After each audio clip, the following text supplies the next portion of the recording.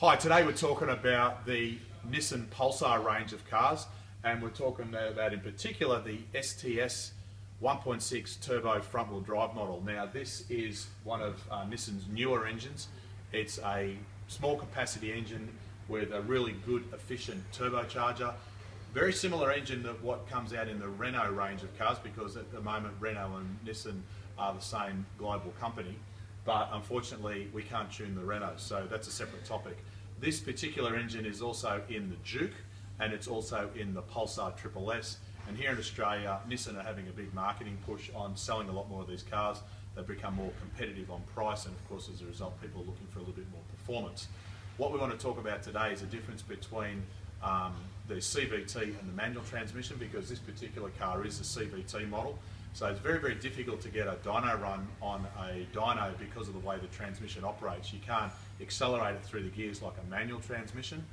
However, you can still reliably tune it using the proper tuning technology and tuning tools with the Factory ECU and no other mechanical or electronic modifications, and get really good results. The boost control in this engine, as is with the other models, is very, very similar to the well-known and well-proven Nissan R35.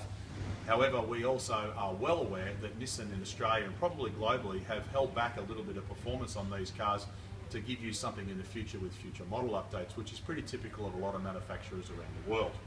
So what can we deliver? Well, one thing this particular car we have found over the last 2 years in dyno testing, the particular SSS model, same engine, is the car is dramatically restricted in its boost control, so it accelerates rather quickly down low, and then they pull all the boost out and the car continues to accelerate slowly.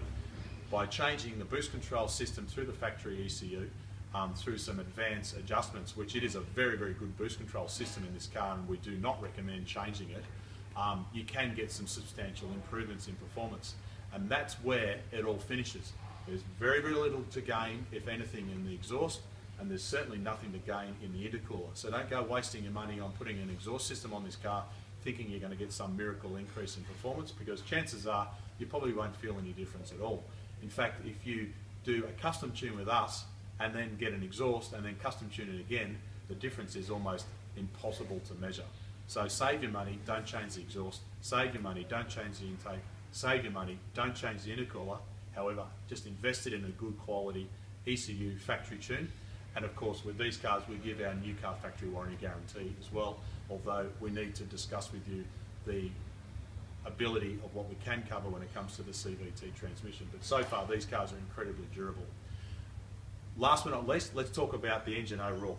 It's got a plastic trim cover on the top, and I'll get my video man to come in and show you in detail. So this can be easily removed, and sitting quite nice and neatly on the top of the intercooler is the factory blow-off valve, but in this particular case we've replaced it with the GFB response adjustable blow-off valve, which is adjustable using this fitting here on the end, which is the patented design by GFB itself. And I'll get my cameraman to have a look down inside here. If you can see with the video, you can actually see where the port opens and then it closes.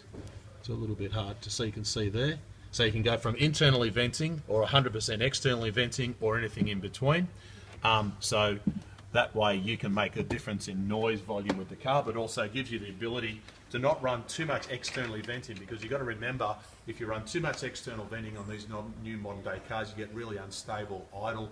The car sometimes feels as though it's going to stall.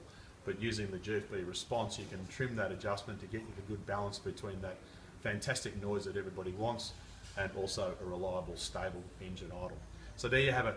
I encourage you to go to the links at the bottom of this video channel to our Facebook page. We've got an album there with a whole heap of pictures for this particular car, which will give you some dyno graphs of the manual transmission, which will show you just how much better this car is. Unfortunately, because it's a CVT, we finished doing the dyno tuning on the dyno, but we can't get a good looking dyno graph because of the way I said earlier the transmission operates in this particular car. So click on the link, follow us here on YouTube, as well as Facebook, Twitter, Instagram, and also make a comment, share this video around, because here we are in Australia. We look forward to looking after your Nissan, Mazda, Mitsubishi or Subaru, wherever you are. For today, I'm Brett Middleton.